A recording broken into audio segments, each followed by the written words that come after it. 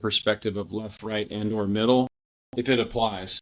But as I mentioned before, like I kind of want to also be able to have a dialogue about things that sort of relate to small business and life and society and culture. And I got my buddy Eric here with me, and we've sat down for years and talked over a cup of coffee about a lot of the stuff that I've been discussing on the Left, Right, Middle podcast for the last several months. So we've been kind of moving towards this direction of potentially just collaborating, kind of taking a different angle on this and just saying like, two guys over a cup of coffee. And I think there's a lot of really insightful things that could develop in terms of our experiences as it relates to business, career, health. In any event, without going too much into it right now, I just want to do a quick intro on Eric, and we're just going to chat like we normally chat. Eric's a buddy of mine. We played, he's one of those few friends. We played volleyball for 15, almost 20 years, and for good about 10 of those, I barely knew what he did professionally. And then about 10 years in, we kind of figured out like, oh, well, what do you do? Oh, that's pretty interesting. Oh, you're an entrepreneur. Oh, yeah, I am too. Different fields, that kind of thing. And then you and I just started going out for our coffees and talking. And a lot of my friends that I do sports with, I don't necessarily have we don't necessarily do much outside the sport. Like we go do the sport, but we don't necessarily hang like you and I do and just kind of talk about a lot of different issues in society or just what we've done in business. And, we're both about the same age and we've kind of progressed through this life in somewhat similar ways, enjoying travel and working hard and, fortunately being in a position where we now have some time to, think about how we can give back and do those sort of things. So Eric had a long career in real estate and, maybe we get into that today, how you got into it and stuff like that. Cause when we were just talking about this right before we got started, I was like, I don't even know how you chose real estate as a career. Yeah. What went into that? I'm just kind of myself kind of curious. It's pretty interesting. Actually, growing up, my dad was always talking about real estate. And when, he got ready to retire, he wanted to own 5 houses and sell one off at a time. And later on in life, I heard myself saying that same dream, that same goal. Yeah. And I realized I just heard it over and over. And so it kind of became mine. So my dad was a big fan in real estate, and he didn't do much with it because he had his family. And I was just going to ask you, did he achieve that goal? Like, did he sell the 5 houses or acquire 5 properties or? He was going to try to get that direction, but, ultimately he was a logger. Yeah. In a small logging town and had 3 kids. Yeah. And so priority became, bread and oatmeal and teaching us kids how to hunt and fish and stuff like that. Yeah. So, yeah, he didn't really have that window. I think he probably could have made it happen, but there would have been a lot more sacrifices than what we were already sacrificing. Yeah. Yeah. So anyway, that dream became mine, just own as much property as I could and didn't really know which direction to go. I had really no compass other than at one point in college, I saw a quote that 7 out of 10 millionaires made their money in real estate. And I thought, well, that's a pretty good direction to go, 70%, Yeah. You're going to fail. You're going to screw up along the way and kind of cut your own teeth and find your own niche. But in the end, I got into the idea of buying real estate in Corvallis. I had a property tied up. Yeah. And it was, $120,000 place. And well, I was visiting Ben and I thought, what am I doing buying property in Corvallis? Bend is amazing. So I quit my job and moved over to Bend. Yeah. And then within a week or so, I quit the job that I took when I was moving over here. No way, that fast. Yeah, I didn't like it. I knew I wouldn't last in it. It was dealing with troubled youth and yeah. It was kind of advanced babysitting. Yeah. These kids were on the edge of going to jail. If they didn't finish high school through this program, then they'd go to jail. Yeah. And so, it just was an interesting environment. And I have a degree in psychology because I went to college not knowing what to study at all, because Dad's a logger. Yeah. Yeah. I kind of lucked out not becoming a logger, honestly. Like I was on the edge.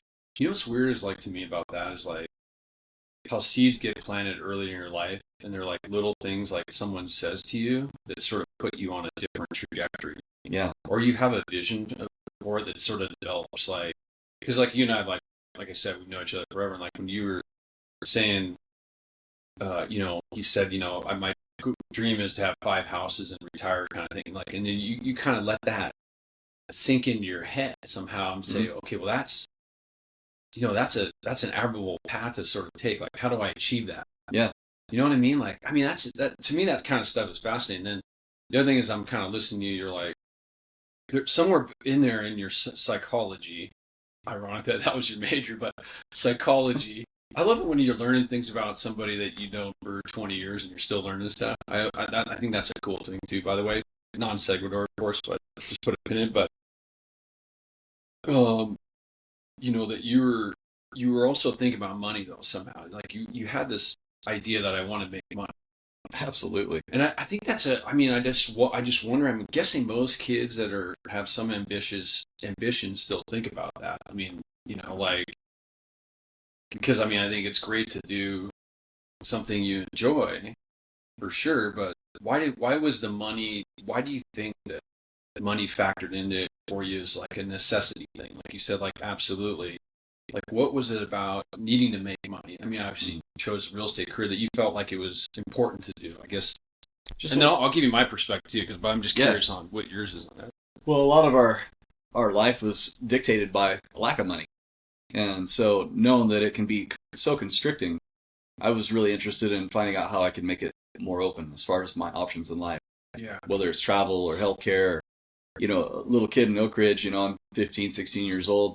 I had no idea about the rest of the world, but I wanted to know. I just didn't know how to get there. Yeah. And I knew I couldn't do it without money, and comfort, just the comfort that money can bring. And yeah, I'm not really good working for other people. Yeah. Like that's probably the biggest driver as an adult that I learned is the freedom of schedule is the highest value of money. Yeah. Is not having to ask the boss if I can go rafting, next Wednesday. Right. And you figured that out early about yourself too. Almost straight away when I started working for somebody else, that restriction in schedule just drove me crazy. Yeah, but you have something else that sort of lines up with what I've seen in other entrepreneurs too. And sometimes I get a little like, I wonder, if encouraging that, that career path, I'm a little reluctant at times because what lines up is what you said, what I've seen from other people, which is like I have a hard time working for other people because I want all these freedoms and stuff like that. But you also have a lot. I don't say a lot, but you just have this, somehow you have this deeper sense of confidence that this is what I got to go do. And you just kind of start doing it. Mm-hmm. And I've always taken that step for granted because it's been easy for me to do. Like, I'm just like, oh, well, I'm just going to, no, why wouldn't I go do that? Someone else is, once I assess that this is a good opportunity or market, I want to learn more about it. I'm willing to kind of put a foot in, maybe a leg in. But a lot of people, that's a big freaking deal, right? So how do you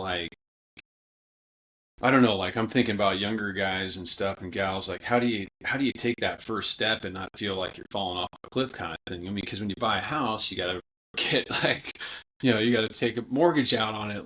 That's a scary thing. And so how do you overcome that as a young guy? How did you overcome that?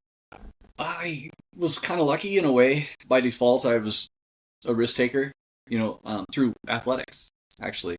It was that thrill of getting up high, trying to dunk a basketball or pole vaulting, skiing, all kinds of sports. And I saw myself as like a surfer or a bungee jumper. I saw myself more of this than I was able to afford it.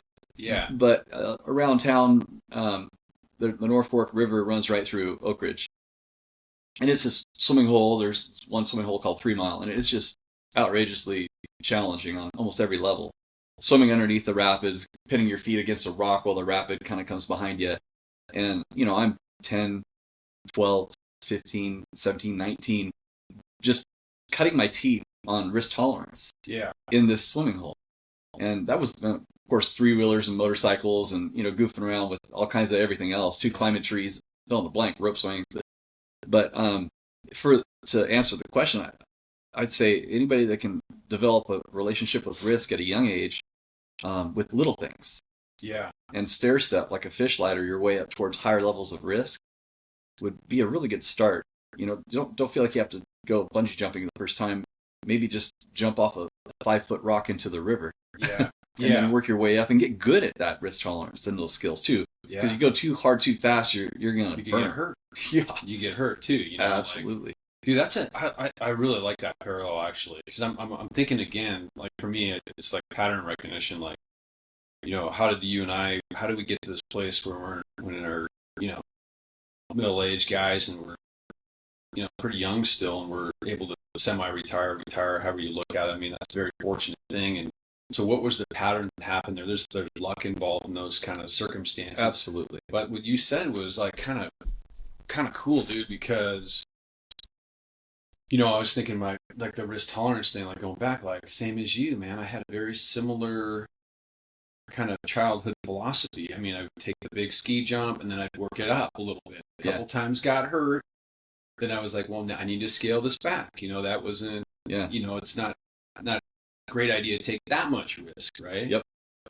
So you kind of like find, you find your willingness to be exposed to that level of risk. And, I was thinking about my own kids and, they're getting on roller coasters, and they're doing some of that stuff. And we're lucky because we had sports to learn about operating in it, as a team and, trying to achieve a certain outcome as a team. I learned a lot from sports in terms of how I run my companies, Yeah. Honestly, and I just saw something recently where it was like, it was a Joe Namath quote, and he goes, football taught me that life is a team game. I love football for that reason. He taught me that life is a team game. I'm like, God, I love that too. And I'm not, and I don't want to just make it unique to football, but you and I both played, and so we got that experience through it. My daughter's doing, volleyball, whatever the sport is that you're doing, and again, that's a fortunate thing too that you were athletic, lucky, and that back to luck. You know what I mean? Like, because not everybody is, and they got to find that, get exposed to that risk tolerance a little bit differently. You know what I'm saying? Super lucky on several levels too, personally, because I wasn't much of an academic. At school, I couldn't pay attention to the teachers. I barely limped through. In fact, sports were the reason why. I'm gonna edit that part out for my kids. It's good to have nothing to lose when it comes to risk tolerance in business. But yeah, I just barely got through that. And I even look back now and I'm kind of annoyed at how much time I wasted listening to teachers instead of actually just hands-on. Yeah. But that's just me. Everybody's got their own strategy and their luck in the process of it, because had I not been good at athletics, I would have not been a good student and I wouldn't have had any athletic talent to start with. So, oh no, that would have been bad. I don't know how that would have worked out. So, luck is always there. Yeah. It's a sidecar to your whole life.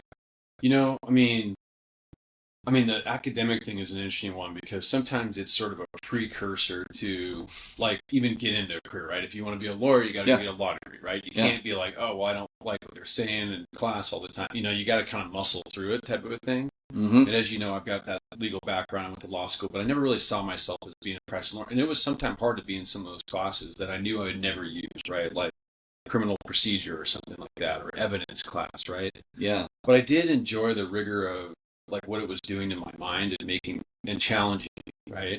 And I wasn't as like young as you when I started really jumping off into that career for sure being an entrepreneur. I mean, I kind of saw visions. That's why I said it was interesting that seed was planted to you. I saw visions like as early as back as like 4th or 5th, 6th grade. I just had like this, I think one day I'm going to manage people. I mean, and then I just forgot the thought because I was in 6th grade, but I remembered it, whatever, 15 years later, oddly enough. Like that was sort of a catalyst thing. But I think the other thing with your kind of seeing that as like, okay, well, I don't like this. You kind of create fewer lanes for yourself. So I got to be really good at this lane I'm choosing. Do you know what I mean? Because if you're going to exclude that out, like honestly, for me, I wasn't as risky because I could always be like, I'm going to fall back on being a lawyer, even though that's not what I wanted to do. Right. Yeah. And anyways, like I have other buddies that are investors in kind of the same niche, and one of them jokes all the time, says I'm unhireable. I don't have any skills, and yet he has a tremendous amount of skills that are completely applicable to what he's passionate about. Yeah.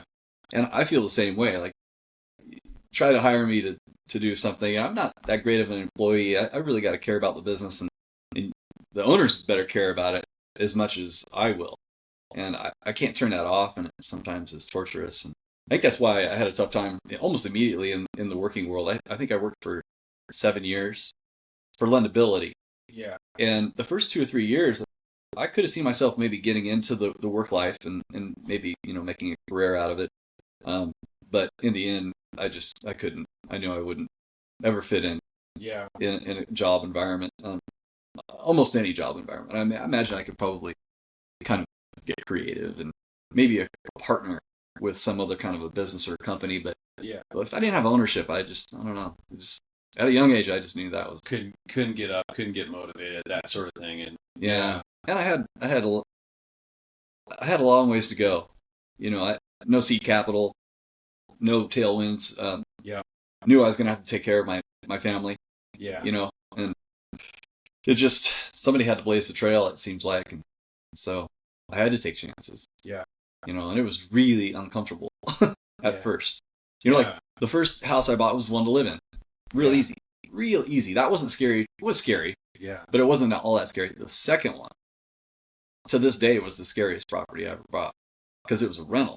And now, if my tenants don't pay rent, or there's a problem with the shower doesn't work, and then they got to move out. Now I'm paying a mortgage in. I got to fix this place up. Yeah. So it's rentable again. Yeah. I was terrified. And you want to turn that quick because you don't want to be bleeding cash during that cycle and all that kind of stuff. Yeah. And I had to break that seal. That second one was the seal. Yeah. After the second one, they got easier from that point on, and now it's not even scary to me at all, other than the cost of housing here. Yeah. Now, I mean, the juice in the squeeze isn't worth the ratio. Right. Picking the markets and all that kind of stuff. And I mean, you timed it in Bend really well, and Man, I mean, luck. but it's luck, but you kind of chose a place, where you saw an upside. I mean, there's luck to that. Oh yeah. But there's also like, I kind of see a few steps ahead of other people. I mean, I always, listen, man, I think humility is, you got that quality, and that's a great quality to have just as a leader and as a person. And,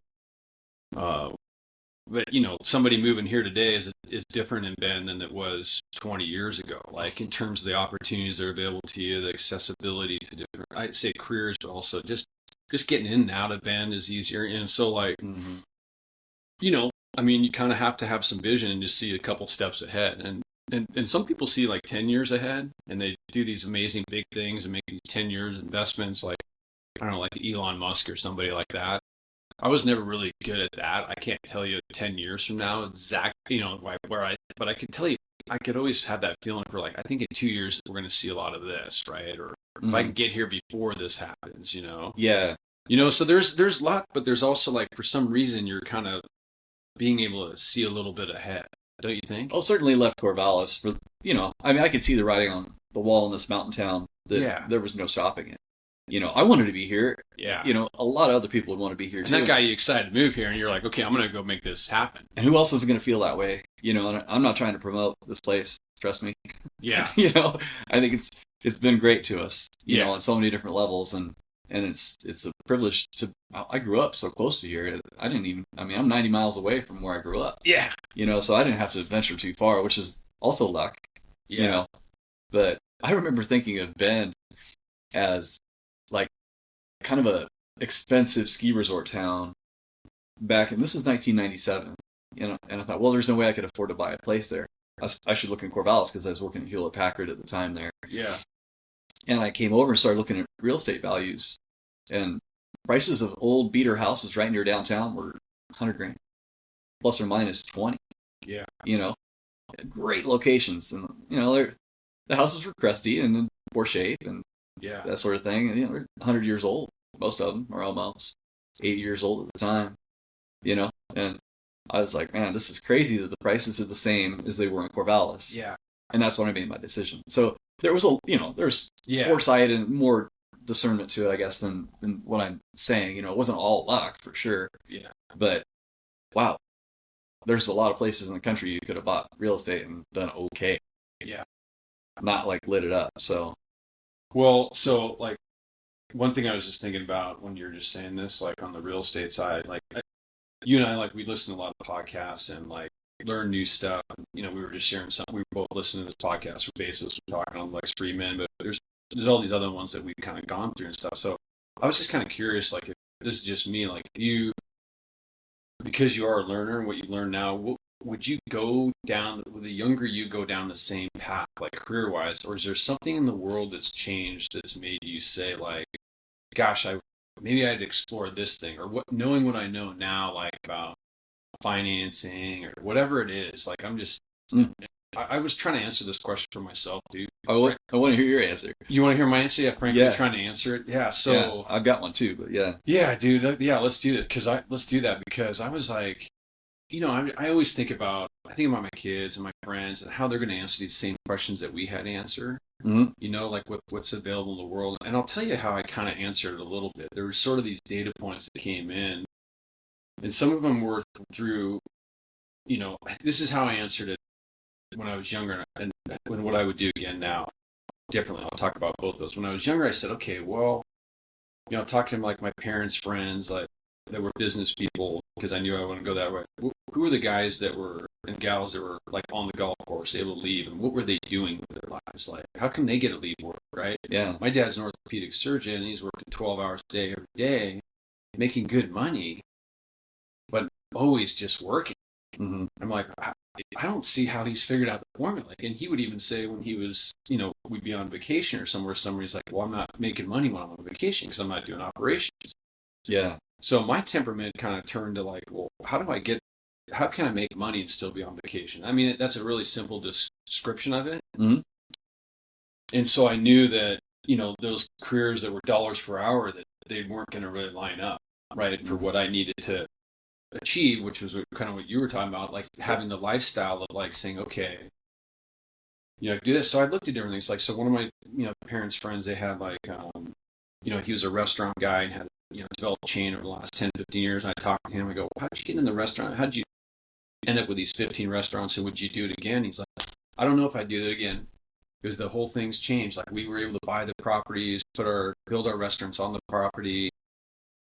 And, then we would own the land, we'd pay off the land, and then we could sell the land and the restaurant. He's like, in the last 10 years, that's got a lot harder to do. I mean, the whole fast food thing is sort of blown up. I mean, it's not McDonald's and Burger King anymore. Now there's like a gazillion options, right? Yeah. And so he said that, and I was just kind of like, I remember listening, going like, oh, that's interesting. Like, so here's a guy who's like had tremendous success with it, is retired, but saying I might not do that if I do that again. So I sort of then, that got me thinking about like, what would I do the same thing that I just did, right? In my career now, which I've talked a little bit on this podcast before, but the abbreviated version, I've been more in tech and kind of took a different approach. But, Eric and you and I have talked about this a lot. It's like niche markets, just kind of take some risk, need some capital, but don't like swing for the fences kind of thing in a crazy way, right? Where I risk my house and all that kind of stuff. Right. But I did, risk a lot of capital that I'd earned, so. And, friends and family's capital, which is another sort of set of drivers, right? It's scary. Yeah. Well, then you don't want to let them down. You don't want to let them down. So going to change the thing, like what would I do differently? God, you kind of put me on the spot. I'm putting you on the spot too. Well, because I'm just answering this for the first time myself. But I'll tell you, and partly I'm trying to unbias this answer by relative to what I already know about myself, right? So how do I look at it fresh? So I got to look at it like an 18 or 19, 20. What do I see in the world today? Okay, so as an 18, 19, 20-year-old, with everything that's moved to the phones, with being current in knowledge about what's going on in technology, artificial intelligence, and I have a hard time unwinding myself from not doing something that would be technologically related. Yeah. And so I don't know if I'm falling back in that pattern just because that's what I know, or is it just my brain is wired to say, well, okay, if you improve something from a technological standpoint, and it's better than what's out there before, then a lot of people are going to want that thing versus the thing that's out there before. Yeah. And that's a big market. Like, because I can offer that to not just, one of my drivers is like, before it was like, I don't want to service the local market like as a lawyer or a doctor because I feel like I'm limited to that. Even though you can make good money, I'm limited to that territory, if you will, or that region. And I just needed to have something that felt. So I don't know, man. On the other hand, like the things that I don't know that I'd be curious about that I might venture and investigate a little bit more than I did when I was younger would be stuff like, like retirement homes or something like that, or assisted living care centers, with baby boomers going on, trying to sort of take on a trend and seeing if I could, is there like a crossroad in that trend, that I could hit? Mm-hmm. That may put me in a different career path. Yeah. Like that could have, where I would have chose something, I could see myself choosing something differently, but that would be, it's hard when something's, something's treated you well to say, well, I would go to do this, right? I mean, what would you say? Yeah, it's actually pretty simple. I'm a one-trick pony, in the end, I like working with my hands and adding value. Yeah. And so at the end of the day's work, when I get done doing something, I can see what I've done or what I've undone, so then it's ready to redo. That brings me a lot of value. I'm not very tech-oriented, and I don't intend to be. I don't like it. I don't love it. Yeah. And so I would do the same thing, almost in the same niche, but it couldn't be in Bend because the buy-in price would be so expensive. I'd be at a young age, so I'd have to go to Pineville or Culver, La Pine, Colorado, Redmond, Utah. Like you might, yeah. I'd probably be heavy in Redmond right now, actually. Yeah. If I had to start over again, but I would be doing the same thing. I'm pretty sure because I like that freedom of schedule. And in one project, I do it. I did the onesie twosies. I almost never did two at once.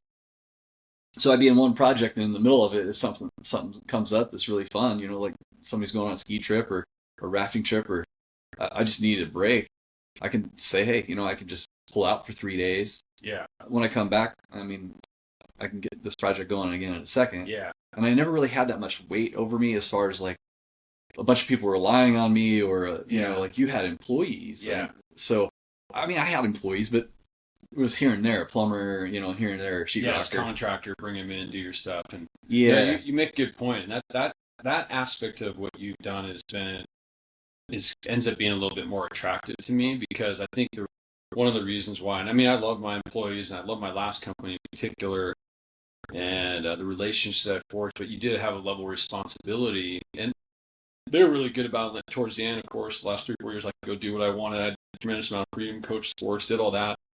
But you do have this thing where you're taking care of someone and your productivity affects a lot of people. Let's just put it that way. You got to set an example too. Beyond your family, So you got to set an example. And most of them had seen me, but for 10 years doing it. But the people that have been there the last 2 years hadn't. They didn't see that first 8 years. So now, what example am I setting? Right. For those ones that we hired in the last 2 or 3 years, right? Yeah. If I'm coming in late or not, working 20 hours a week, like. Boston's always playing beach volleyball, man. Yeah. I guess it's not that tight of a company. Who cares? We can do the same thing. So you're right, and that's the thing.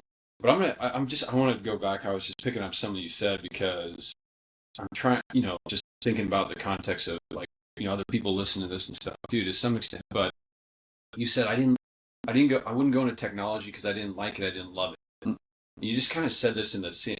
So this whole notion of like, and we hear this a lot, like, so I don't know how much I want to overplay this, but you gotta like what you do, even love what you do. But then you said something to me about that concept, like about a couple of weeks ago, like, and I love this quote that you said. You go, because you went like, do what you love, and if you're not good at that, do what you're good at. And if that fails, it was something like that, then do what you're good at. Yeah. And I freaking love that because my goal is to do both, right? Mm-hmm. Do what I love, and I happen to be good at it. That's dreamy. It's rare. But at the end of the day, you got to do what you're good at. Mm-hmm. And I do feel like people look at somebody and they say, "Oh, I want to go this career because this person's had this," and they don't do something that they love per se, and they may or may not be good at it. I feel that if you start with what you think you love, I mean that's a hard word for it, but whatever you're really interested in, then you'll end up liking it too somehow. Like I do think those two things end up lining up. Mm-hmm. Versus like I'm going to do this thing that seems like I could just make a lot of money, but you may not end up liking it, and then you're like you're 15 years in and you're this is what I'm good at, but I don't really like doing what I'm doing every day, and that's a killer, man, for me, man. That's a hard one, and it's a slow death. It's a slow death, and it's a trap too. Yeah, you can't get out. It's like quicksand. And it's, handcuffs. I mean, what are you going to retool and start a new career? After 10, 15 years. Sometimes you have to, though. People do. I know it happens, but the sunk cost. You're in deep. So tell me, I mean, like from your standpoint, like I guess when I'm trying to, like how important is that? Because I mean, maybe this is just the entrepreneur's way. We have such a low tolerance, like for not being happy. I say that we have to do something to make us happy. I mean, is that just really how it played out for you? Like you just, I mean, how do you get someone going down that right path so they don't end up 15, 20 years like going, oh shit, I'm caught in this trap, Like what keeps you on that path, Oh, that's a really good question. You got to hate the idea of working for somebody else or being an employee or retiring at 65. You have to hate that idea. I like that idea. I like what you're saying, that you got to hate that idea. Hate that. Because that's a strong word to be thrown out. Like I hate something, and like, and I don't know. I like that because it's an absolute type of a thing. Mm-hmm. And I'm kind of, honestly, I'm a little bit more of a gray area kind of guy because I like the debate around the gray area, but some things are kind of absolute, aren't they? Well, they are individually, and if you don't hate it, then you'd be good with just the 30, 40-year program to retire, and that's nothing wrong with it. It's just, if you're like me, you hate the idea. Like, life is short and you're not healthy the whole time. And generally when you retire, as we've talked about before, the average American, when they retire, their body's beat up. Yeah. They're more sedentary. They're just older. It's just a fact of life. I mean, it was what we're both realizing too, even being 50, what we can and can't do. We're watching that spectrum narrow down. For sure. And it's just terrifying. However, we both had a lot of good times in our younger years, 30s, and 40s, where we could kind of break off and still do fun stuff that our young bodies would enable. Yeah. But here we are now in our 50s, and I can see over time that I'll be able to do less and less. It's only a matter of reality. I've never heard you really admit that until like the last year or two. I hate it. Whenever you and I played ball, I know you're always like, no, let's go another game. I'm like, dude, I'm starting to feel this one a little bit. I'm good at the 4 or 5. And then maybe the first time Eric this year was like, yeah, no, I'm getting my back. But I like that you would deny that, that aspect, because, we do try to stay in shape and live healthy lives too. Oh yeah, we're doing great for our age. And still do those kind of things. But you're right. I mean, it's just life. It's inevitable. I mean, like I was telling you about my next stuff and all that stuff, so then I got to choose different paths. But what are you going to do? You're going to retire when you're 65. You know what I mean? And your body is, even if you don't beat it up, it's going to be just aged. Yeah. So there's only so much you can do, and you have all these dreams of things you're going to do. But, I think you better do them now, when you're young, frankly. No guarantees. Yeah, and it doesn't mean compromising the future for it either. You have to hate the idea that, you can't work for somebody else. You need freedom of schedule. You need to do it at a young age. And you have to know. I don't think people know, because I didn't really know. Mm-hmm. I mean, I knew, but your body gets beat up and you get weird kinks and creaks and that kind of stuff. And I've heard old timers bark about it all the time, and I'm like, yeah, but I'll be different. I had this little thing in my head, I'll be different. And I was wrong. Yeah. So that's... Yeah, I'll be different. Yeah, no, exactly. So everybody that at a younger age should hear that and go, oh, there's no hall pass. Nobody gets out of this without aches and creaks and the pains and all the bullshit that comes with that. Yeah. Which stinks, because that means if you retire at 65, you're not going to pick up surfing, Yeah. And mountain biking is going to be diminishing, and totally, everything gets a little harder. So get a place where you can enjoy this stuff while in your 40s and 50s, like we're doing, is kind of key, Super lucky that we're getting away with this too. I mean, there's luck involved, but it's you have to be uncompromising though. If you see into the future, and that's one of my problems. I've always been too future oriented. Yeah. I'm not very good at looking in the past. I'm so good at the future that I'm not even hardly any good in the present, let alone the past. And so that... Do you think you're better in the present now though, because you're now, you're not working as hard? Mm-hmm. You got a little, we're always talking about different things, but we're we're both like traveling, and you kind of got your place where you achieved your sort of dream, where you have the financial freedom and that kind of thing. So that keeps you a little bit more in the present, because you're not always having to attain that next goal, Yeah, there's something lost there. But yeah, I'm better in the present for sure.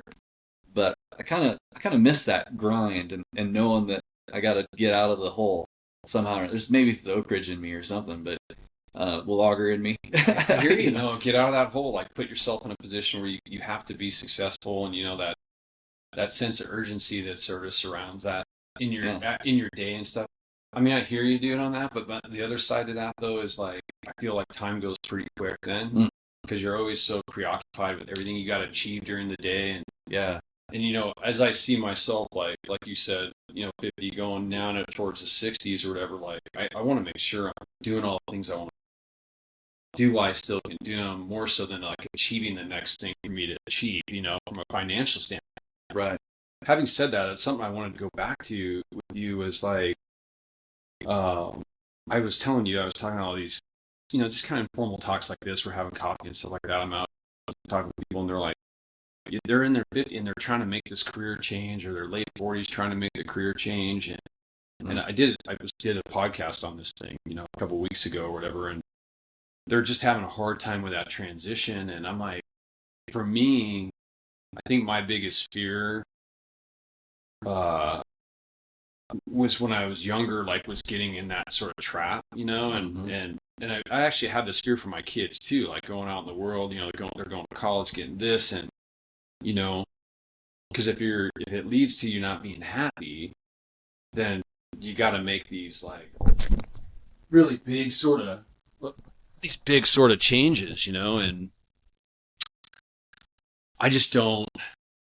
How do you avoid? I don't know. I don't know if there's a question in here. I'm just kind of riffing on this, but because the way I looked at it, was like with Manzamri, my companies, especially my last one. Like, well, if this fails, like, and I've told you before, like, I'm going to Costa Rica and I'm going to open up a taco stand, because I'm not going to just settle to do something else because it's, because you kind of have to, or the American way, you got to have a house or whatever it is you think you need, I'm willing to cut the leg off, and say, oh no, I'm just going to go, because you've traveled a lot, when you see other people live in these countries and they're pretty happy, with that not having much, like happier than Americans are. We're sort of products of our environment, that ambition and stuff, but we're lucky that we're on this end of the cycle where we can enjoy the results of that. Yeah. But let me just ask, I guess there is a question here. Like now that's I'm coming about a roundabout way. But what if you just hit the cycle and it was just like you just didn't nail it, right? Your timing was bad, and you just couldn't get out from that. And now you're let's say you're late 40s, 50, and you don't have financial freedom from this career in real estate that you undertook. It just didn't work out for some reason. Yeah. What would you do? Well, I kind of went through that answer once before during the Great Recession. Yeah. So you hit a pretty big speed bump there. Oh, I got hammered. Yeah. Oh, really? Okay. Yeah. Half of my momentum that I'd been building for over a decade was gone. Dang, because you and I were playing a lot of volleyball back then. Got a lot of free time. 9 and 10, 09 and 010, but you didn't seem like, I mean, I didn't know you as well then. You didn't seem like stressed about it. Well, the deals were really good. I just had to come up with some capital. Liquidity went away. The bank stopped lending, and even hard money kind of disappeared. Yeah. Especially 2010, 11, 12. Oh, it was dry as a bone. Almost no money, but I scrapped together some money and started over again. So I had to do it again. So I did have to retool, and I was a little older, and I was exhausted at the end of it, Yeah, and you'd already worked super hard to get there. I did like 12 deals in 3 years or something like that. And for me, that's a lot. Are you talking about before the recession or after the recession? During the Great Recession. Oh, you did? You did that many just to get it back? Yeah. You were doing that many? So I hit the throttle hard. Yeah. Dang, I didn't realize that. Yeah, because, I got, legs cut off. I mean, it was half. So basically you're saying fail, have a failure. I'd just do it again. Just freaking double down, go harder. With a beat up body. If, assuming I had some successes along the way, and I had to retool at 50. Yeah. if I had some things that I could point back to that worked, I would have learned from those things and just started hitting those plays. Yeah. And repeating those plays. Yeah. With that knowledge, but I don't think I would have started another kind of company. I mean, I have ideas of starting companies even still. Yeah. But I don't really want the work. A lot of it's a young man's game too, when it comes to construction and landscaping and stuff like that. So I'd have to hire some young guys. It's interesting because I say that about myself. Like, if this is my last company to build, I would have just failed and gone to but I don't know if I really would have. I would have felt like, well, I learned a lot in that. I can do this. And I have these connections. Let's go again. Yeah. You know what I mean? If I have to, I think I would have found that. And it's I think that's a good point you make, because it's part of the risk profile, right? Mm-hmm. Which is like, okay, so let's say your nephew or Derek or my son or my daughter, like, they go out there and they work for 4 or 5 years, and then 28, 29, they have this failure. Well, life's not over. Like, you still got time. Oh yeah. You just got to now pick your spot. Now you're smarter. Whatever it is that didn't work out. Yeah. But I do think a lot of people, that's just something they can't get over. They don't bounce back. Like, the 08, 09, I'm pretty sure it cleaned out some people. That recession in particular took some people down to where, maybe they didn't get back into real estate. They just went a totally different career path or something. You would know because you were around that. Oh yeah, a lot of people bounced. Some people committed suicide. Yeah. I mean, I don't know, they had too much invested in it. I still just wanted freedom of schedule. Yeah. And I'm lucky because growing up without any money, I can always just fall back on frugal. It just works out. I can do with less, and you knew how to do it. And I still do. And there's not much I want. It's just freedom of schedule and ability to travel. And a That's a big one for you. A young, healthy body. There's some things you want. Travel. Oh, yeah. Healthy body, you got to be able to time to work out, all this stuff, Yeah. So it was a tricky time, though. Yeah. However, because it was so horrific, the prices were so good here. Yeah. At that time that I know. I don't know if that's luck or not, but it seems like it would just be, one side of the gold scale drops, the other side lifts. It's like, okay, prices are going to drop too because nobody's buying these places. And I was able to get back in on 1997, 1998 prices, and I was like, once you scratch together capital, and then you just kept rolling those. Yeah, I just barely put enough together for one deal. Found an owner carry. Yeah, actually, and because they're in a tough spot too. So they're saying owner carry, that's fine. Yeah, realtor had one for sale. It was an owner carry and had some damage to the foundation, and man, it was. She won for that $105,000, I think it was, and she was willing to carry with 20% down. Yeah. On Federal Street. It's like, well, you said something else though, dude, that I think is pretty important. You're like, I was frugal and I don't need that much. Mm-hmm. Okay. Like, so here's my impression of people that have had success, and this is a generalization, it's not true of everybody, but once they've had the success, they feel like they need more. Yeah. And because of that, they have to maintain a certain level of income or travel, and they have this feeling need more. And I'll give you an example. As you know, I had the good fortune. I went to Bhutan the other year, and I traveled there. And Nepal and Bhutan, these people, they don't have a lot, but they're super happy, and they got a lot of our farmers, and And I came back, and I was, on a hike with a friend here, and I was like, these, you see other parts of the world, and they're just, they seem like everything's great. They're not sort of aspiring to the next thing. And he said something. He goes, it's amazing how happy they are with how little they have. And I go, well, wait a second. You mean how little they have? Do they really have that little? What do you mean how little they have? Like, I think they see like they have a lot. Mm-hmm.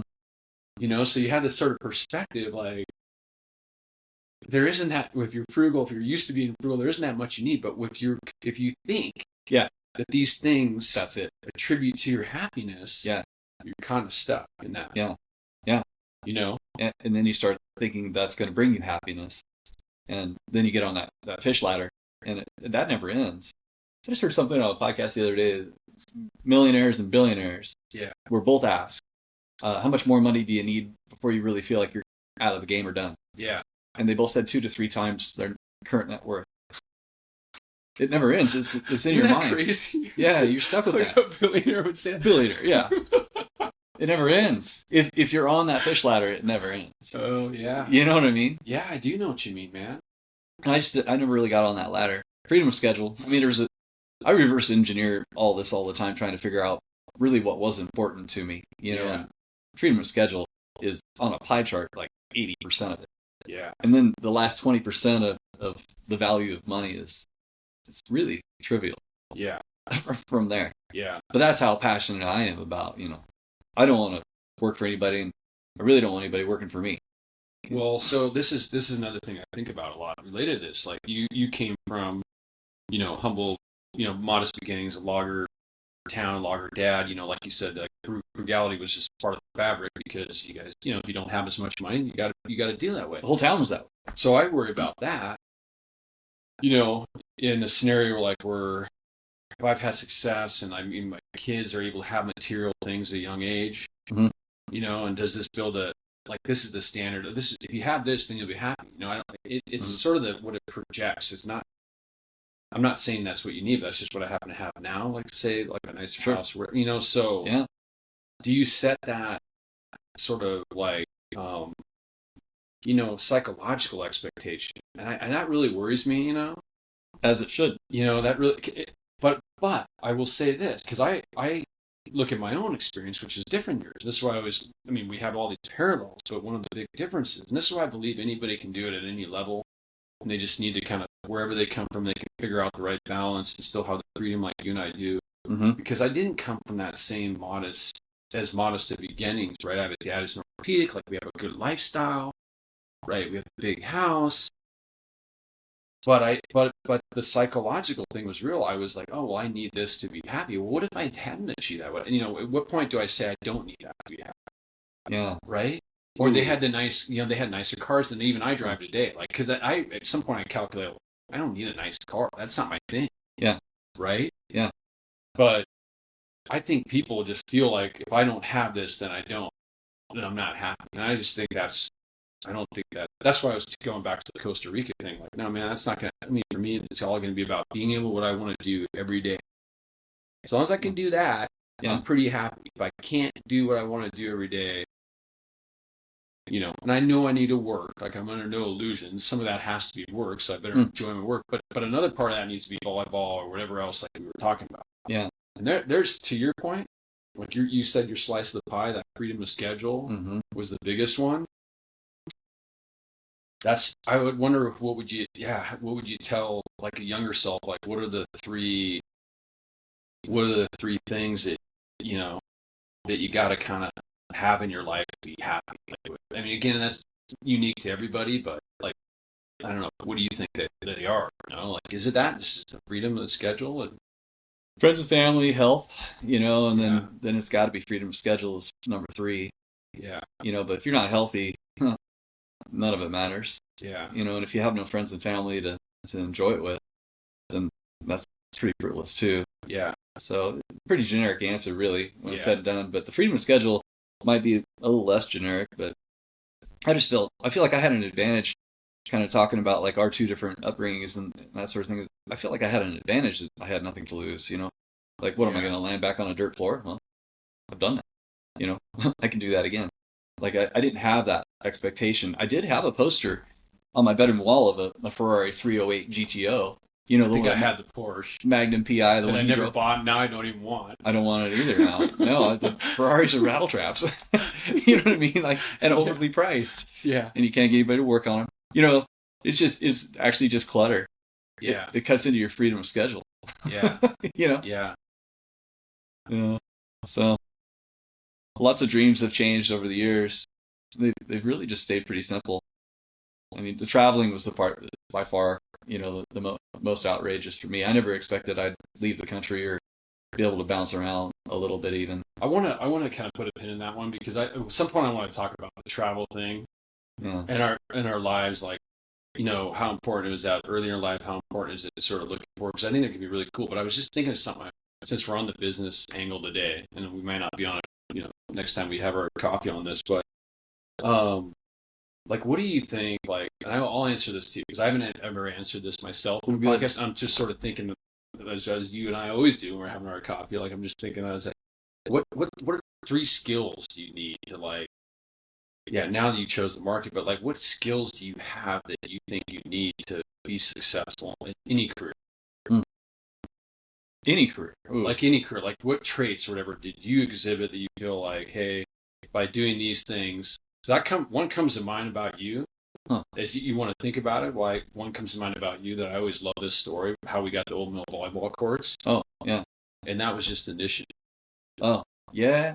Like you took this initiative, and I won't non sequitur too much on this, but to help us get the Old Mill courts, like going to talk to this Bill Smith, the big realtor here guy, that owns one of the biggest names in Bend, and just made that call and got on his schedule, and who knows where that would have gone if you hadn't. It wouldn't have been there if you hadn't done that. And I think people look at that situation. This guy's never going to listen to us. Like, why bother? Let's go look somewhere else. Mm-hmm. So I don't know. For me, like initiative is a huge one of mine. When I answer the question for myself, yeah, and I'm happy to do that. I'll answer for myself first. Like the 3 things that you need. I mean, taking action is the initiative one is the most important one for me. Like if I don't put this in motion a little bit, I'll never know. Like, and that doesn't mean I gotta put all my chips in. Just go. Yeah. But I can start doing some research, making some phone calls, like.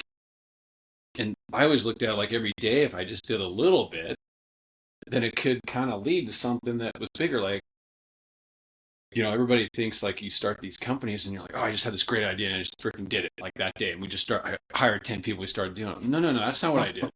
I had an idea, I put it on a piece of paper, and then I maybe put it in an infographic or something. Then I went and talked to some people about the idea. I just kept it, and I go, well, what do you think about this? Oh, no, you don't like that? Okay. And then I went to talk to someone that might buy it and say, well, would you buy this if I built this? No, I wouldn't, because it needs this and that. I go, oh, okay, well, how much is that going to cost?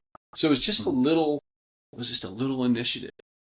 Yeah. Versus like, gosh, I don't see anything like this in the market, or how would I even do this? Or I don't know. For me, that was a big one because it wasn't daunting. I would say that, God, I'm thinking on the fly here. What would be the second 2 for me that I think are important? I think this is just my own sort of temperament about stuff. I think you got to have your own skin in the game in a significant way. And sometimes that family and friends pressure that actually it can be a helpful thing. It can be good, yeah. But more importantly is my own exposure, because I've seen entrepreneurs raise money and have very little exposure themselves. And I made some investments in some companies, and not the first thing I ask, but after I kind of look at something, I want to look at the cap table and see how much they put in.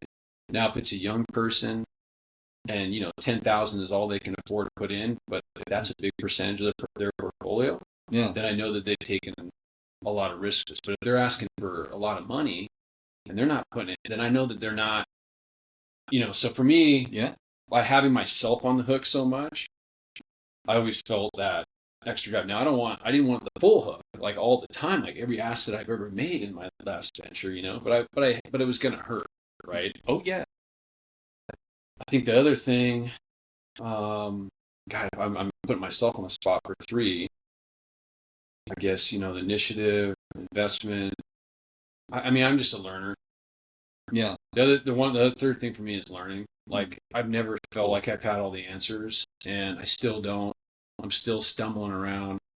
I'm still decompressing, or I guess not decompressing, but like deconstructing some of my old businesses. Like, what would I have done differently? I'm still trying to learn. Was that? Oh gosh, if I would have done this, like that volleyball game you lost, and you're like, wow, yeah. And I just liked, and I know this about you. And I don't know if that's one of your important ones or not, but I know that you're a learner, and I do feel I've seen that learning temperament in people that are really successful, frankly.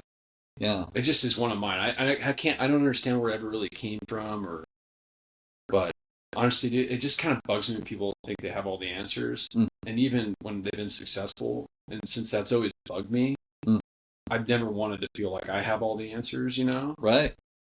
And I don't know. Anyways, well, those are kind of my 3, I think. Yeah. Initiative, stake in the game, and be learning, because your markets are changing. If it's real estate, technology is changing. What work today, whatever it is, it's always changing. So you gotta be taking on more information, and I like that. It keeps me young, Mm-hmm. I know you're good at that. You continue to learn relentlessly, and actually I do too. But Yeah, you do too. But I don't know why. Now it's just a recreation. I'm like, how am I going to apply this? What's the point of it? You know what I mean? When I was younger, I was trying to get out of the hole. That's a funny thing you say. Like, what's the point of it? No, I sometimes feel that way too. Like, why the fuck? Okay, it's not just me. But can't you align it with stuff that now you need to know about? Like this may be more important. Like, so for example, like the anti-cancer living book that I'm reading. Well, that's kind of, I'm more as 25-year-old, maybe not thinking about it, cancer as much. Yeah. But I like this anti-cancer living concept now. I'm like, am I doing those things? So I'm learning something that I think is helping me be better informed on how to be healthy at this point in my life, sure. Given what I'm confronting, aging, and stuff like that. So it's kind of learning different things, but yeah, you make a good point, because like sometimes I like get into like the news too much, and I'm learning all this shit I don't really need to be learning. I feel like, yeah. Do you know what I mean? But at the same time, I like being a little bit informed about it too. Yeah. Do you know what I'm saying? I absolutely do, and I'm frustrated with myself sometimes when I will watch the news. I'm like, what's the point of this? Like, it just makes me riled up, and I'm like, okay, well, if I don't watch it, I won't be riled up. If you go to Mexico for 10 days or 12 days, something like that, I almost never watch TV when we do a trip. Not just Mexico, but other trips too. There's almost never anything in English to start with. And so I completely black out from world politics, world news. It's super healthy. You're good about that. I'm learning that from you. I'm actually getting better on that. However, I feel like I railroaded you there. So I want to know that, going back to the question. What would you say are like three characteristics or traits, or however you said any profession, but I can't really do that because I'm probably not that versatile of a guy. So I would just apply it to the stuff that I did, and it would initiative I like. I'd probably roll with that, but then I'd also say relentless. Playing against people in volleyball and their defense is relentless. It starts to take the wind out of your sails. Dude, and you're that kind of a player on the court, so I can now see that. I see where that translates in your life. Like, isn't that cool? That stuff like that can translate. Go get them, boys. They're home. Yeah, no, that's pretty. All right, there they go. Let me just.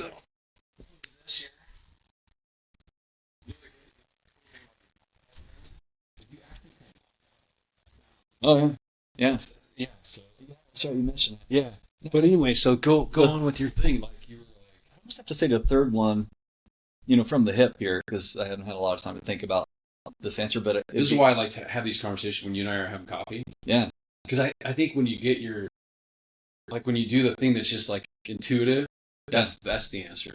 Yeah. And maybe the next time we have coffee, you'll think back and be like, well, no, I also want to sit, and that's cool too. But I like because I feel like I'm getting your real your intuition. So the relentless one is I love that.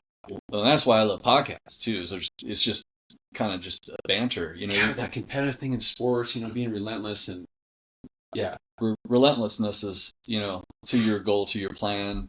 Yeah, and fail and retool. Don't fail and go, oh, I can't do this anymore. You got to retool. Yeah, some people call that pivoting or a little bit if you need to take your direction. And you kind of remind me of like what you hear people say, which is, I don't have a plan B. I've got a plan A. Yeah, I like that. It's like I have one parachute here. It's going to work. I'm going to pack it real well. No, that's it. And and that may or may not be true. You could still fail in that, but just having the right temperament about it. Mm-hmm. Yeah, because you do need to know when to like cut your losses on things too. And we'll come back to that in a minute too. Like, because I'd love to know like when you know when to cut your losses if you're being relentless, and recharacter or rechannel that to something else. So you were going to say your third. The third one has to be frugality. And I have that skill like crazy. I can grind. Love that one too. I can grind with the best of them when it comes to frugality. Because I grew up with it, and it was sort of like just embedded, I guess, from the time I was probably, I don't know, 10 or so. So, but if you listen to the Millionaire Next Door, when they talk about first generation millionaires, the most important characteristic that they talk about over and over, is frugal. So I love this one too, because you and I share that one. You like I said, even though I came from like more, my parents had the money. for whenever I ran my business, it was frugal. But I would say like I've observed other businesses, especially like when you go into like technology and the enterprise, the Silicon Valley kind of way, like when they're raising all the $10 million, or they're raising, and the management team's going to Hawaii and they've hired a masseuse, and I'm like, I even saw this like in 99, 2000 when my first company was bought, and I went down there, and I knew how much money the parent company was losing every quarter. Oh, isn't that And the management team is flying on private planes to Hawaii, and I'm like going, that could be money we could have. You can go do the retreat right down the street. We could rent a thing and make it cool, and just bring in a keg or whatever. Like, why do you need to like fly this and waste our money? That could have been used to hire an engineer. Do you know what I mean? And I do. And sometimes these companies make it through that, but I'm just like, it's so like antithesis of what I would think I would need to run a business. And I appreciate you bringing up that one, because that was my business partner and I, Manzano, he had it too. He had it more than I did. Like we were like, build your own desk. Like we'd buy on Amazon worker. We'd hire someone to come work. Manzano, we're like, hey, part of the ritual you have is that everybody builds their own desk. And you watch this person on their first day of work, and it's hired as a customer service and engineer, and they're kind of putting together their desk, and they're all different, because we were on Craigslist, like getting. They weren't always the same, like we were just getting what we could, Sweet. See, I love that. I could work for you, Yeah. I could have worked for your company.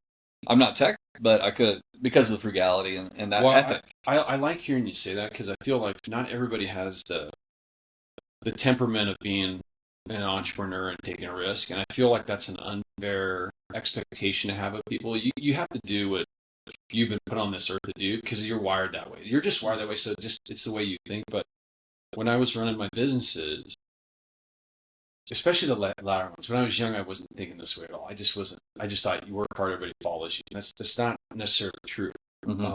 What you need, there's other things you need to do, like create the right environment for them to be successful, to be safe, to take risk, like all the things that you need for your business to be successful. And I always, my standard was, in the last 3 or 4 years, it was, could I work for myself? Is this a job that knowing me, my personality, could I come here and work in this company? And if I could answer the question that could be yes, then I knew I was creating the right company. Damn. See what I'm saying? That's good. Isn't that good, dude? Like, and I mean, I was like, okay, because I felt like I didn't find that a lot in my life. I had one guy that I worked with. He'll probably come and join on this podcast with us, and be a guest of ours. Like, he's a little bit older than us, but kind of very similar path. I mean, he was like the top guy in his law school. Like, I think number 1, 2 graduate class. He was going to be made partner early in a law firm, a New York law firm, like a year early, which is unheard of. And he says no, and he leaves. And he starts entrepreneuring in technology. And anyways, that's the only guy that I've ever worked for. And I say with, because I never looked at anybody that really came into me. You're working with me. You're not working for me. And we're in this together. I'm going to try. Yeah, I'm going to make more money. Don't be under illusions. I own more of the company. I took bigger risks, but you're going to do great, and I'm going to get you a path if we make this work at all. But this guy, I could go work for him, man. He would just like, what do you want to do here, Pete? Just go for it. Like this, line that up, and we only have this much money, but let's go. You tell me how to do it. He wasn't like, I was like, dude, this guy's like, he's a great boss. He's going to love me hearing me say this, because ultimately, obviously, I left the company. He kept running it. But I remember the day I left, because I was like a vice president, and it was a small company, and I just said, I went in his office and said, hey, I just need more. I'm at the point in my career where I need more responsibility. And I'd already been like CEO of my own thing before, and I go, and this new opportunity I'm going to, which I won't go into the details, there's a big company, 40,000 people, which ended up being a bad move. So I left a good thing to go to a bad thing. Then I quit 7 months later and moved to Bend, but whatever, the blocks all came together. And when he said to me, when I said that, I'll never forget, because I just need more responsibility. I got to go do this bigger challenge. He goes, well, why didn't you just ask for that here? Like, you could have been president here. And I had already made the decision to leave. I already accepted the job, And I miscalculated, like, how good of a leader this guy, an enabler he was. He was going to willing to step aside some of his own direction and give me even more responsibility. Yeah. I was like, oh, this is a good leader right here. Yeah. Right. So anyways, I don't know how I digress to that level of detail, but it just kind of playing off what we played off. So, well, you said something earlier that I was thinking about too. That you want to be the kind of guy that you could work for. yeah, And you looked at yourself that way through that lens. That's really cool. yeah, And when you hire somebody, you're working together. You're not working for me. yeah, And on a much smaller scale, I did the same thing. Every time I'd hire anybody, sheetrocker, plumber, anything else, they'd roll in and I'd say, okay, I work for you. You know, yeah, well, that's partly how I can learn. yeah. What their trade is and how to do it and how to bid it in the future. There's Totally. a lot going on there. But I also just saw myself as their employee. Now I'm your scrub. Yeah. Like scalpel, Yeah. wrench. Tell me what to do. You want to go into the house? You want to learn that skill, and Yeah. and when you're doing that, you're bringing humility in the equation because you're saying, I don't know about this as much, even though I'm the boss, I'm the one paying you Mm-hmm. at the end of the day because it's your project and it's your deal. And by the way, you say smaller scale, but it's honestly not a smaller scale. It's the same temperament. The concept's the same. I just didn't have that many employees. I know, but that's I was like, anyway, so that's a good way to do, but it's also interesting when you have to be the boss though at times too. Like, hey, we're not getting this done on time, or listen, man, I expected this out of you. Like, it's weird how you have to balance it with having the ability to also like my nickname. You're looking at to the right is spiritual hammer. That was my nickname. I saw that. I was like, what's that about? So we had nicknames that are accompanied in Zama. They're like, hey, God, you're kind of cerebral, spiritual, but you're also the hammer. Like, so I got this nickname from my employees. Spiritual hammer, and like Marx was the white buffalo. Anyways, I won't digress on that. But the point being is that sometimes I feel like you got to still be the hammer. Yeah. But can you do it in a way where you're sort of, I don't say delicate is the right word. I'm not finding the right word, but just in a way where it's kind of applied with the right.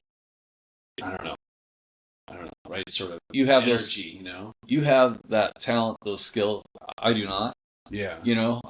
I just don't hire the guy again. If he comes in and he does, a shit job, and he takes too long and, and I can't work for him.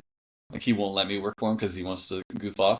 I'd be like, well, you just won't get the call back for the next one. You just gave me an idea we won't cover it today because I think there's like a lot more that I'd want to hit with you on this, but like sort of, write this down, like criteria of hiring. Like the value, because to me that's like the values and what sort of criteria to use to hire and rehire and do all that kind of stuff, Yeah. But let's sort of come back to that, from a time standpoint. So I let my dogs back in here to roam, but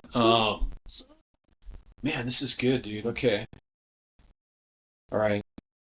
I like the 3 things, dude. I think that's it's fun to think about. It is fun to think about. In hindsight, in some ways it's like, okay, could I do this again if I had to? Aside from my body, I could hire guys to do the same stuff that I did. Yeah. It would be a lot more expensive and take a lot longer, really, because you got this sub and then this sub and then that sub and this guy can't show up. And so, your schedule's just gnarly if you don't wear a lot of hats and you don't do it yourself. Then, I mean, I would do 3 or 4 different types of skill sets in a day on a project. And if I was to call those other 3 guys, and I'm doing one of those skill sets, and I call 3 other guys, it'd take me months. Yeah. So I was just impatient too. That's another one. I'm not very patient, but that's just me though. And in my line of work, dude, I'm the same way. Yeah. I was very impatient, probably to fault. I always thought it was a bad word.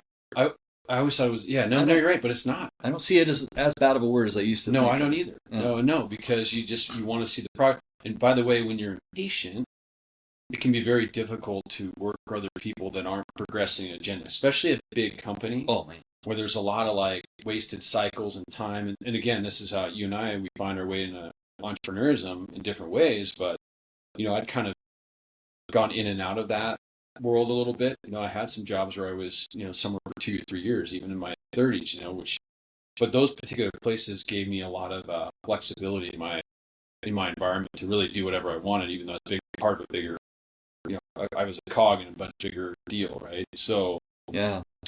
But the impatience was a big part of it because if I had to sit in a meeting for 2, 3, 4 hours that had nothing to do with what I was working on in that company, it was a quick exit, scenario for me. Like I would, in my mind, I'd start thinking like, well, I'm not going to be here. Yeah. Like, no matter how productive I am. Because you're wasting my time, man. I can totally relate to that. Do you know what I mean? You're wasting my time. Yeah. Like, we only have the time here to do so much on the earth. So, my sort of message to, employers out there is like, if you've got talent, don't waste their time. Figure out how to get them going. That's why it goes back to, could I work for myself? Yeah. And if I didn't create that structure where I could find people like that I knew were talented to want to work in our, for me, if you want, or just the company in general, then I'm going to lose those people. I'm going to lose those people that are impatient, and even with some of those, Eric, like, I knew I maybe had them 2 to 4 years anyway, because they wouldn't get enough. I couldn't give them any more of what they need, and that was fine because they were impatient. They wanted their next step, and it needed to be bigger, it needed to be something for their career. And I could read that in some situations. I had this one time. I heard this lady. She was did UX for us, which is basically front end design on products. Like how the workflow of the tool will work. You have all these different skills you need, right, to engineer a product together, if you will. Product manager, engineers, UX people, all this kind of stuff. But just like in your trade, you need the different skills to kind of complete the house, right? Just a little different, but yeah. Yeah, but no, but it's the same concept, honestly. Yeah. And there's just people that are really talented in those areas, right? Yeah. And so this UX lady, she was awesome. And I was like, how am I going to keep this? I mean, because as soon as I saw her work, I was like, how am I going to keep this? And I kept her as long as I could, but I wasn't surprised the day I got the call, 3 years later. She's like, I need to go do this. And and I now have a team of 15 people, 20 people, because I grabbed her out of this company called New Relic, where she was part of the design team, but she was probably as good as the person running it, but wasn't getting that. So you know what I mean? Like, you got to recognize, you can only, even in the environment where you're providing a good work environment, you can only help that person for so long, unless you can give them that sort of growth. They have that same patient temperament that you have. Yeah. But I love that one, dude. Impatient. Yeah. Yeah. Doesn't always serve us well in the rest of our life. It's not perfect. Yeah. There is a negative side to it. Dude, I used to be really like impatient with, I don't know, like traveling or just certain things. Like, Case can attest to this. My wife, like, she'll, but I loved how I've slowed it down, though. Yeah. And I can now see it for what it is and be okay with it. But but as a younger person, I'm gonna encourage some level of impatience. Oh yeah. I mean, you know what I mean? Oh yeah. Yeah. So, I would now. 20 years ago, I probably wouldn't have said that. No. I'd be like, no, you need to be more patient. Now I'm like, I think you should probably foster that a little bit. Not everywhere in your life, yeah. but, in not to the point where you take so much risk that you lose. You still got to be diligent and. Yeah. Holy smokes, dude! I can go down this path with you too. Like, because my impatience has hurt me too, right? Oh yeah. But some of it was my impatience of my expectations for myself. So one of the businesses I had fail. I just sort of did a quick analysis of the market. I figured I could do this, and I, kind of went in, and I don't know. Was this the first one? No. Okay. First one succeeded because it had a lot of the ingredients of what we were talking about. Yeah. Relentless. No backup, no plan B. Yeah. Obviously, I had work ethic, learning. Mm-hmm. I was 26, 27, so I know I need to learn a lot for this to be successful. Hacking in the middle of our deal. You disagree? Not a learner.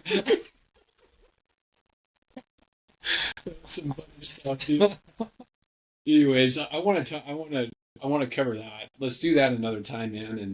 And let's do our restroom break and call it a wrap. Cool.